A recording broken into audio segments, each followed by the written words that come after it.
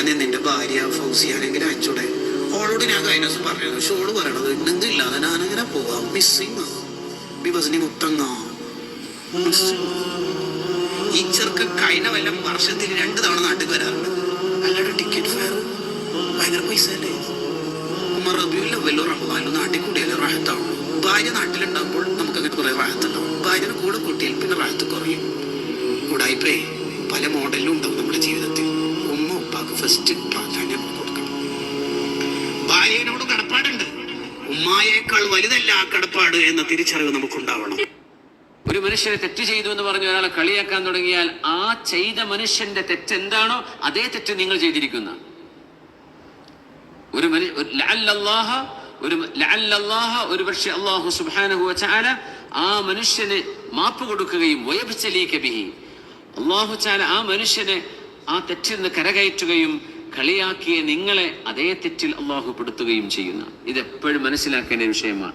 ഒരാൾ കള്ളുകുടിച്ചു, അല്ലെങ്കിൽ വ്യഭിചരിച്ചു വിചാരിക്കുക, അല്ലെങ്കിൽ കൊലപാതകം ചെയ്തു, ഒരു മയക്കുമരുന്നിനടിമയായി, ഇതിങ്ങനെ പറഞ്ഞു കിടക്കുക. 24 മണിക്കൂർ ഇതന്നെ പറയുന്നവരോട് മുഴുവനും ആ ഒരു മനുഷ്യനെ കുറിച്ച് പറയുമ്പോൾ അയാളുടെ എന്തെല്ലാം നന്മകളുണ്ടെങ്കിലും അതൊന്നും പറയില്ല, ഈ കാര്യം മാത്രം. എന്നാലും അയാൾ ഇങ്ങനെ ചെയ്തു, അയാൾ ഇങ്ങനെ കാണിച്ചു, ഈ തെറ്റ് ചെയ്തു, അത് ചെയ്തു, ഇത് ചെയ്തു.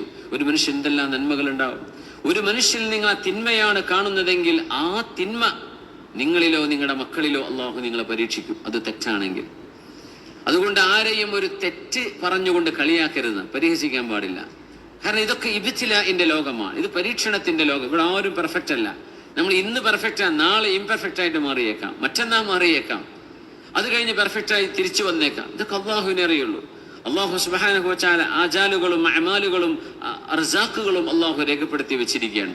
അതുകൊണ്ട് മൂസ നബിയെ ഖുല്ലിൽ മുദ്നിബീന നാജിബീൻ, സങ്കടപ്പെട്ട് കരയുന്ന തെറ്റ് ചെയ്തു പോയ ആളുകളോട് പറയണേ, അബ്ശിറു, നിങ്ങൾ സന്തോഷിച്ചോളൂ. വഖുല്ലിൽ ആമിലീനൽ മുഅ്ജബീന ഇഖ്സഉ, കർമ്മങ്ങൾ ചെയ്ത് അമലുകൾ ചെയ്തിട്ട് അഹങ്കാരത്തോടുകൂടെ നടക്കുന്നവരോട് പറയണേ, ഇഖ്സഉ, നിങ്ങൾ നാണം കെട്ടുപോകട്ടെ എന്ന് പറയണമേ എന്ന് അല്ലാഹു കലീമുല്ലാഹി മൂസ അലൈഹിസ്സലാമിനോട് പറയാം. സുബ്ഹാനല്ലാഹ്. ഇതിൽ വലിയൊരു മാനയുണ്ട്. ആ മാന നമ്മൾ ഉൾക്കൊള്ളാം. സ്വിമ്മിംഗ് പൂളുകളൊക്കെ, നമ്മുടെ വിഷയം അതൊന്നല്ല, പക്ഷെ നബി ഞങ്ങൾക്ക് വൃത്തി ഇഷ്ടമാണ്, അതുകൊണ്ട് പറയാം. സ്വിമ്മിംഗ് പൂൾ എന്ന് പറഞ്ഞാൽ നമ്മൾ വിചാരിക്കും കുപ്പായ ഊരിയുടെ ഒറ്റച്ചാട്ടം. ചില വീടുകളിലൊക്കെ ഉണ്ട് ഇപ്പൊ സ്വിമ്മിംഗ് പൂള്. ഇപ്പൊ ഹോട്ടലുകളിൽ ഉണ്ടായിരിക്കാം, എവിടെയെങ്കിലും റിസോർട്ടുകളിൽ ഉണ്ടായിരിക്കാം. സ്വിമ്മിംഗ് പൂളിൽ കുളിക്കുമ്പോൾ പോലും നല്ല ശുദ്ധിയുള്ള വെള്ളത്തിൽ പോയി വിയർപ്പ് ശരിക്കും വൃത്തിയായി കളഞ്ഞതിന് ശേഷമേ സ്വിമ്മിംഗ് പൂൾ വന്ന് കുളിക്കാൻ പാടുള്ളൂ എന്നാണ്. പിന്നെ കുളത്തിൽ മൂത്തൊഴിക്കുന്ന മഹാന്മാരും മഹതികളൊക്കെ ഉണ്ട്, ഒന്നും പറയേണ്ട ആവശ്യമില്ല. ഇതൊന്നും ചെയ്യാൻ പാടില്ലാത്ത സംഗതികളാണ്. നമ്മൾ അത് പറയുന്നത്, അത് ചെയ്യരുത്. ആരും കാണുന്നില്ല, ചിലപ്പോൾ അറിഞ്ഞിട്ടില്ല എന്ന് വന്നേക്കാം. വൃത്തികേടല്ലേ അത്?